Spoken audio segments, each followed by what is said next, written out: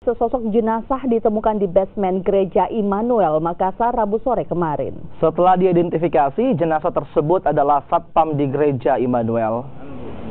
Jenazah pria yang ditemukan di area basement Gereja Immanuel diketahui sebagai satpam di gereja tersebut. Jenazah ditemukan pertama kali oleh seorang koster gereja.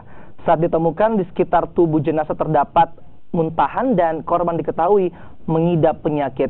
Kejadian ini langsung dilaporkan ke Polrestabes Makassar yang tidak jauh dari lokasi.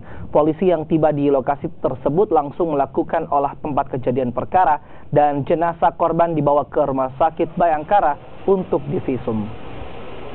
Jenazahnya pantai Gedung Serbaguna. Dia tergeletak, dia tertengkurap. Mungkin dia tidur di kursi, dia jatuh tengkurap jadi korban. Tapi memang sudah ada riwayat penyakit, Pak, ya?